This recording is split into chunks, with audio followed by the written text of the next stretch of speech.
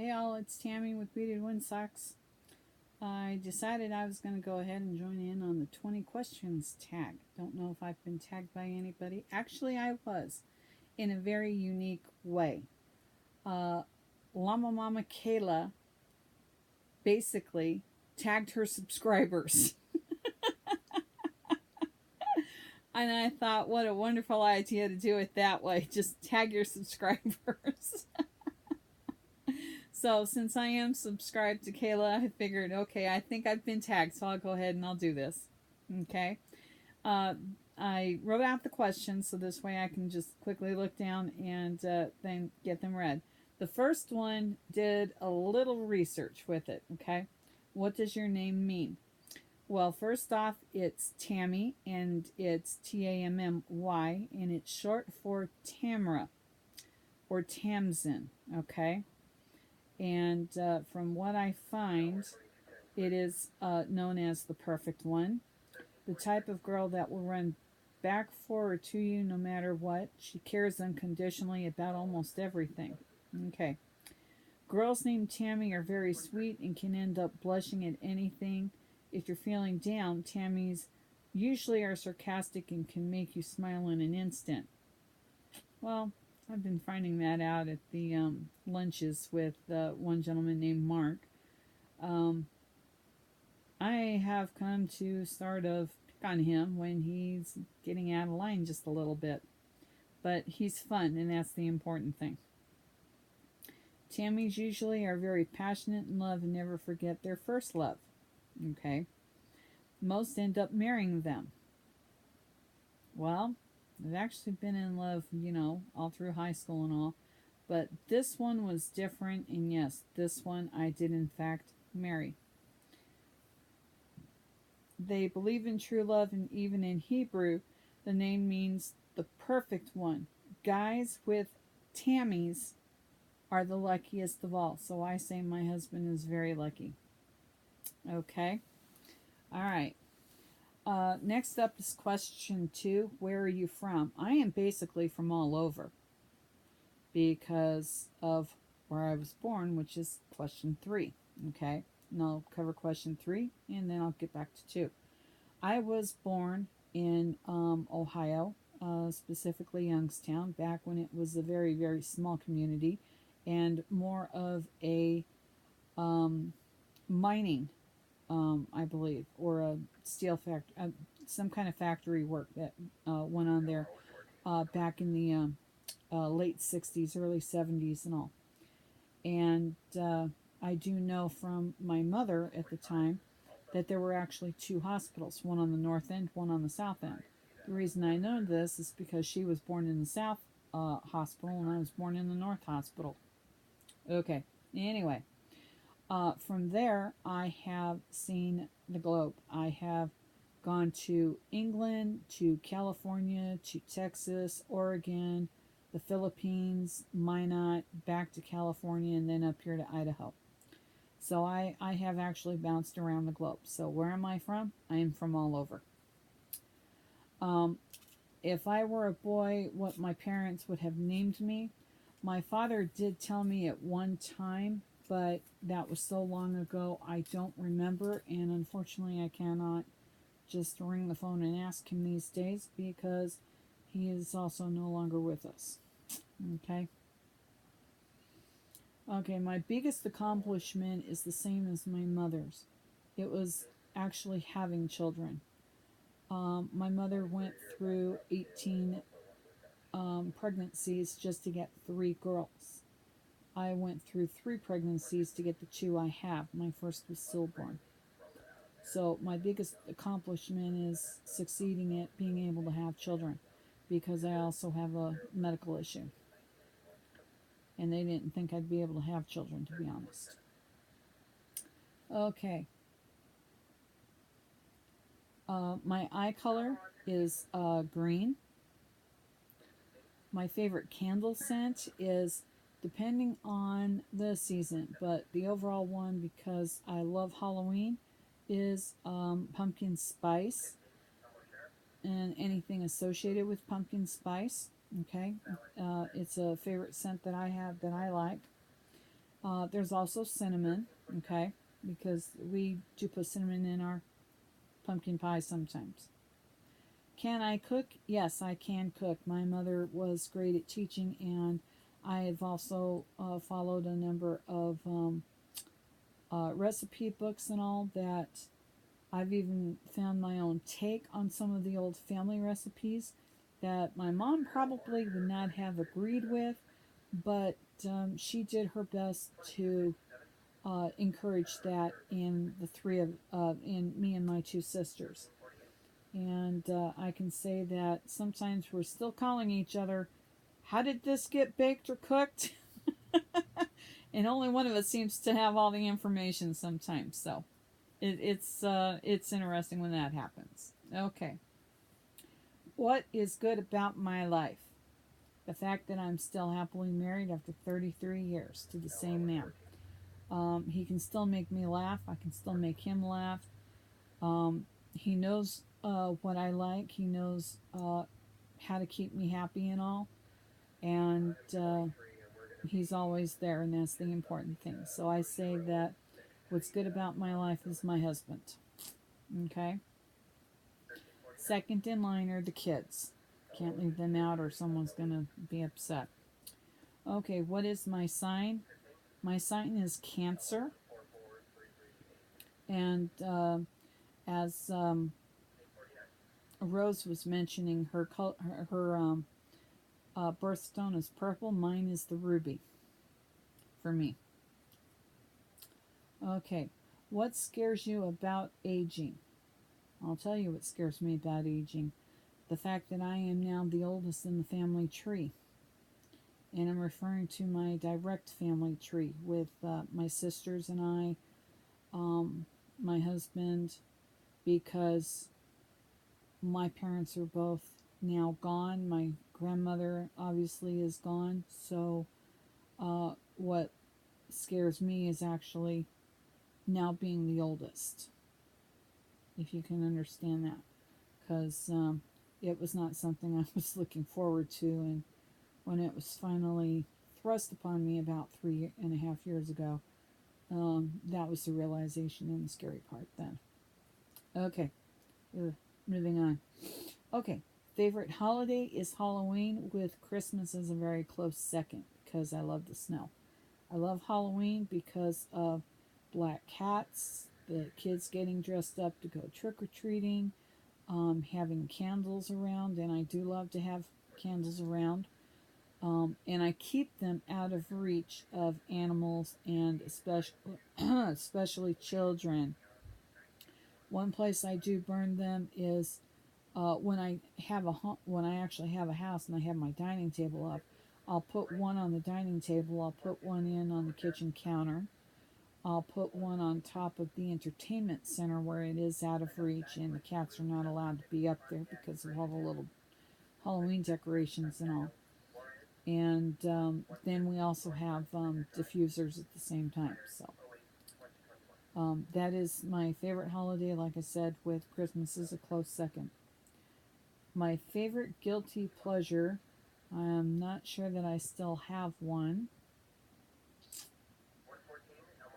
I used to have it as white chocolate because I can't find it a lot except with the candy bars that just don't seem to make sense, like white chocolate peanut butter cups.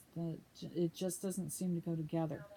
But if anything, I would probably say next to pumpkin spice being a guilty pleasure for me because it's only from the 1st of September to the end of the year, it would be white chocolate because it seems that I can only get it in ice cream at TCBY,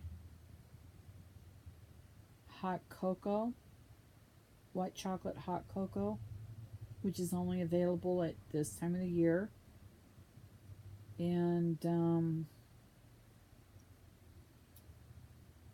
chocolate melts basically. Those I would actually really enjoy eating and all.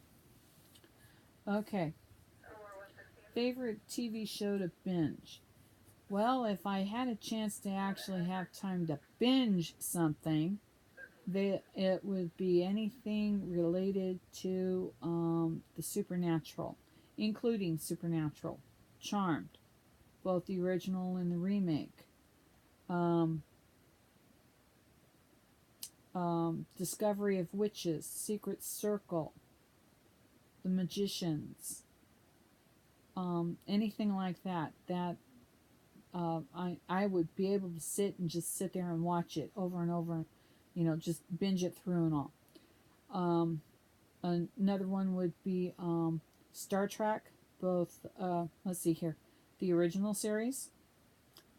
And I would actually watch that one in production order, not release order. Because when you watch them in production order, you can watch Lieutenant Uhura's uniform not only change from yellow to red, no, from blue to red, but you can see how they finally unified the uniform, so that after like the 6th or 7th episode of production, they finally have the rhythm going in. Because if you sit there and watch them in sequence, you're going to notice that Sulu pops in at a different point in time, and he's not, and it's after he's been sitting at the helm. So if you actually watch it in production order, the clothing run and the roles actually make more sense. Okay? It's something to think about when you watch the original series. Watch it in production run as opposed to the series release, and you're going to find how everything actually flows together more easily. Okay? Just something to think about. Then there's Next Generation, Enterprise, Voyager, and what was the other one? Deep Space Nine, I think. So, if I could binge anything, it would be Star Trek's, and it would be anything related to the supernatural. Oh, Lucifer, that would be another one. The originals, Once Bitten, and so on. And anything to do with what one would say the macabre, I guess, because those actually always have intrigued me. Okay? All right. Can't leave the house without. I noticed everyone else was mentioning their phone or their keys. Since I do not drive, I do not have to worry about keys. And more importantly, since I do not, since I do have a phone, but half the time I'm never on it, my phone never rings half the time and all. And when it does, the call always drops. I do not leave the house without two things. A project I'm working on, so I have my project bag that I take with me, sit in the front seat, work on it sometimes. Or when I'm at an appointment, I can sit there and work on it. And the other one is the medical bag. Anything, everything needed for medical. Excuse me. My diabetes glucometer, my blood pressure cuff, my oxygenator pulse for my fingertip, my pills for the day, additional pills that someone else takes,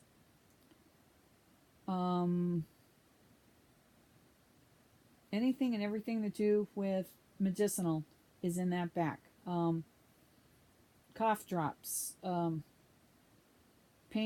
basic pain reliever for me, my own cold medication, because I cannot use the over-the-counter stuff. I have to use Coricidin and HBP. So that is what I leave the house with, is my medical bag. So I have everything with me I need just in case something happens. And it's always better to have it than wish you had it and not have it. And then I always take a project with me to work on, no matter what the project is. There's always something in the front seat that I am working on, whether it's the wildflowers, a shawl, no matter what it is. I've always got something to work on. So those are the two things I do not leave the house without. Okay. All right. Next up, morning person versus night owl. Back in my much younger years, I could be a night owl. I could be up until 2 o'clock in the morning and still get up at 8 o'clock without a problem. These days, I am now a morning person, where if I'm not in bed and asleep by 11:30, somehow, for some reason, I am not up by 8 o'clock. That's all there is to it. So these days, I have become a morning person and all. My favorite genre movie is horrors, followed by science fiction. And when it comes to horror movies, I am more partial to the original classic horrors of Friday the 13th 1 and 2, Halloween 1 and 2 only, both of those. It seemed like when they did 3, 4, 5, 6, and 7, it kind of got a little out of hand and a little bit ridiculous. Elm Street 1, 3, 4, because 2 made no sense. Okay. Then there is Piranha, Hellraiser 1 through 8, and only the ones approved by Clive Barker. Okay.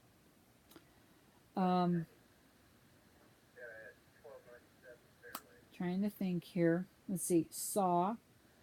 I will go with that one too because it connected somehow or another, always connected back to the first movie or the third, depending on where in the run you are, it always circles back around.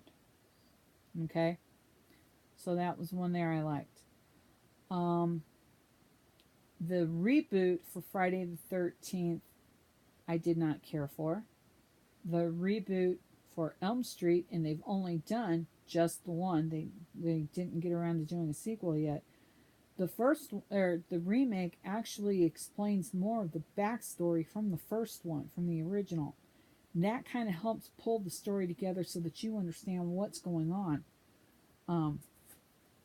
in the original one.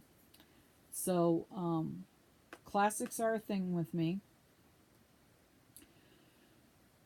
And if I had my way, I'd sit here and watch horror movies all day long. But unfortunately, with the little one around, I can't do that. That's all right. And as I said, second in line behind Halloween, or behind horrors, is the science fictions, where there are a number of them out there that I enjoy watching. And Star Trek would be one of them, the Star Trek movies. Haven't seen the reboots yet, and eventually I'll get around to seeing them. I just don't know when.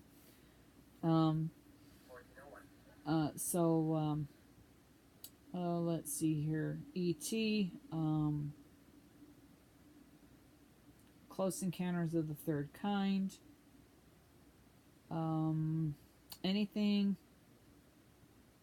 that is science fiction, basically, and I will watch it because it's a chance to see the possibility of what the future could look like. Kind of scary. As a matter of fact, that's one horror movie that I enjoy from the past is The Fly and Return of the Fly, The Fly and The Fly 2. All 4 of them. Okay. The one thing that the wife had said in The Fly, the first one, 1956, I think it was, she said that her technology scares her because we're moving so fast with it. I have to agree to some extent that our technology is sometimes moving faster than we can keep up with. In all honesty, it really is. I mean, it was just 25 years ago when we first started having what were called cell phones or satellite phones at the time. And then they transitioned into flip phones, and then they transitioned into what Nextel had before they were bought out, of a cell phone that actually also worked as a walkie-talkie. And I have to tell you, I absolutely loved that thing when I had it and when Nextel was still in service. Unfortunately, when they got bought out, the company that bought them out, the first thing they did was they shut off the system. I did not like that. Now I had to go and find myself a new cell phone because I liked the walkie-talkie feature. I so loved the walkie-talkie feature. I really did. So, in ways of science fiction and all, yes, it's a chance to see the possibility of what our future could look like.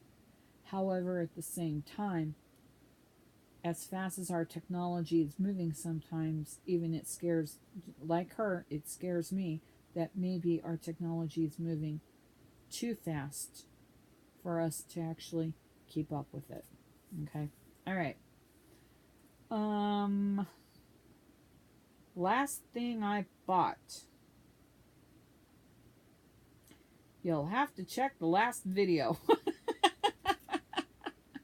It was yarn and it was charms and a set of buttons. That was the last thing I bought. Introvert or extrovert? I think I'm a little bit of both. I'm going to go ahead and say that at this point in time because sometimes I am and sometimes I'm not. I mean, it depends on who we are. My favorite book is not a book. It is, in fact, an author. And I actually have two of them. And the first one is Robin Cook, who I started reading almost 30 years ago. And it seemed like I wouldn't read a book unless I was pregnant. Wow. And that's exactly what I did. I only read books when I was pregnant. But, and I started his when I started with Mutation and read through some others and then picked up a couple Stephen King books and started reading through them. And as a matter of fact, Stephen King is my second favorite author. As to a favorite book that he might have, I like them all too. Just like Rose says. They're all good books. Most of them were in hardback. Some were in paper. But the one I've been trying to get around to getting read is the only one that he introduced that his fan base at the time of its release didn't care for it because it wasn't for the fan base. It was to be for a new fan base because it was based entirely for his daughter. I don't think any of you knew that if you didn't. But his book, based on Dragon's Eye, I think it was actually a story for his daughter because his daughter had told him she wanted nothing to do with his horror stuff. So when he did up the Dragon book back in 88, 89, I think it was, when he released that, it was specifically stated that this story was for his daughter because she wanted nothing to do with his horror stuff. So, if you haven't read that one, read it and see why his daughter requested it. That was in an interview that was done with Stephen King and all. So, Robin Cook is my favorite medical thriller, and then Stephen King is my favorite horror thriller or horror writer. So that's where I stand with that. That is my 20 questions that have been tagged, and like Kayla, I'm going to do the same thing she did. I'm not just going to tag one person. I'm going to tag all the subscribers. You've been tagged. Now it's up to you. Okay? Everyone have fun, enjoy, and I hope you liked the answers or enjoyed the answers. And like I said, some of these are simple and easy to answer, and others are a little bit more challenged with a little more explanation, but they can be worth it. And that's the point of getting to know each other. Okay? Talk to y'all later. Have fun. Bye bye.